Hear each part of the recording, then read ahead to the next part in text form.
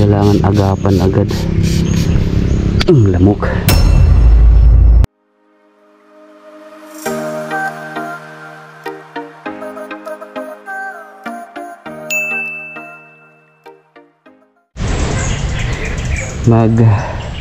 Mag DIY ako ng pang insecticide sa mga okra.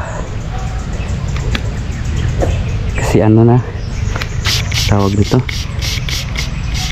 inuod, sayang. Natin pigilan.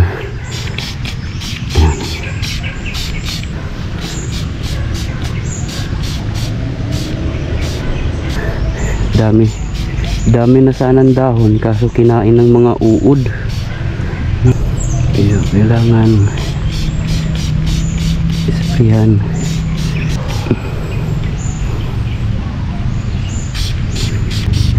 DIY muna tayo.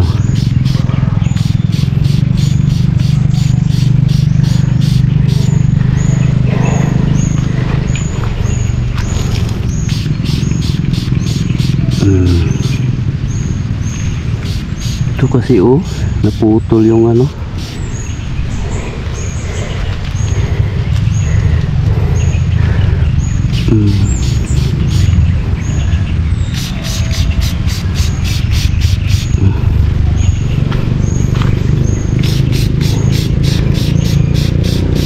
Kailangan agapan agad.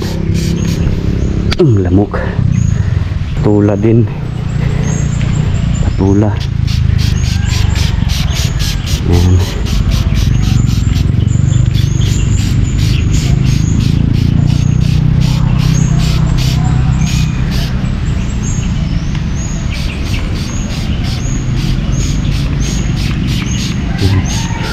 Kumapit na rin siya sa ano, sa inilagay na tusok na kahoy.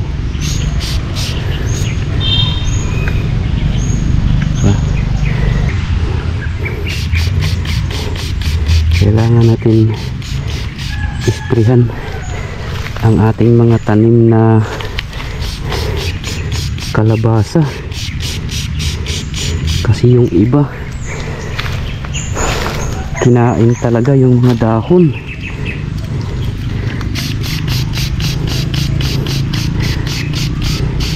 Ito palang gamit ko, DIY lang to, maliit lang na pang spray. Gaya nito ito nagang kinain ng mga uod. Mga malaki ng ating kalabasa, tataba pa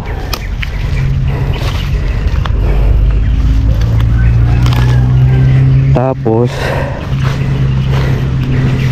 update tayo sana sa aking mga tanim, yung mga okra natin. Ito mga okra lahat buhay na, mga buhay na yan, mga okra, sibulan na.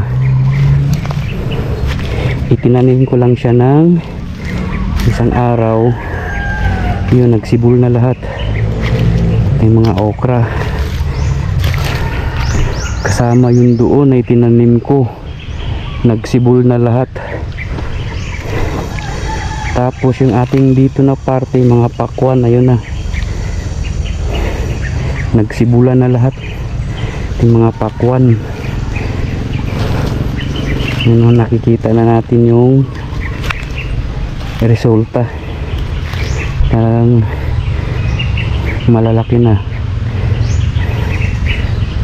Alagaan lang talaga sa mga insecticide. Mahirap. Sayang yung paghihirap kung hindi maagapan. Mga pakwan to. Yun. Tapos banda rito mga okra. Yun, mga buhay na buhay na mga okra natin. Yun. Ayun, halos dito itinanim natin, buhay na sila lahat. Yung mga buhay na. Yun. Ayun. Nagsibul na sila. Sibulan na sila lahat. Kaya iwasan lang to maapakan. Kasi hindi ko pa naman to nilagyan ng mga tusok. Palatandaan. Yun o. Sibul na lahat ang ating okra. Yung isang araw ko lang ito itinanim. Nagsibulan na. Diba marami-rami na rin to. Ano? Bantayan lang talaga to. Hindi maapakan. Pag naapakan to, nako, sigurado kagaya nito. Oh, yeah. Oh, diba? Buhay na, buhay na, buhay na.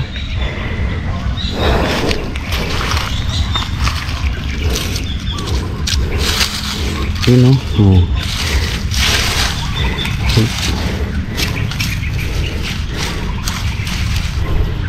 Mabilis lang talaga sila mabuhay. Alagaan lang, bantayan lang, tuloy-tuloy na yan. Kaya sabi ko nga, wag lang maapakan kasi sayang. Mga buhay na oh. Ayun na, mga buhay na oh. Lahat okra natin buhay na. Yung patula, wala no, sibol na. Kita na, malalaki na yung mga dahon. Sprayan din natin to.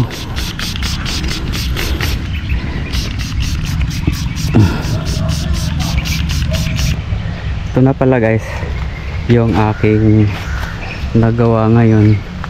Yung bahay-bahay or yung gawing gapangan ng ating itatanim dito. Yan. May mga puste na, yun doon, tsaka yan, tsaka ito, ano, mga puste na yan, tapos ito,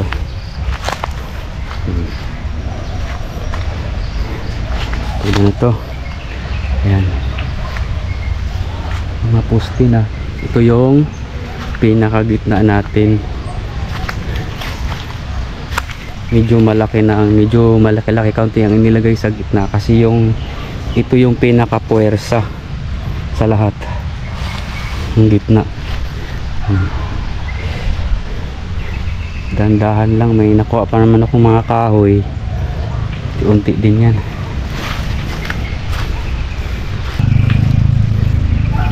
Sobrang init, grabe napakainit. At least nabuo na natin to. Kahit pa paano nakagawa na tayo ngayong araw, diba? So yun lang sa ngayon.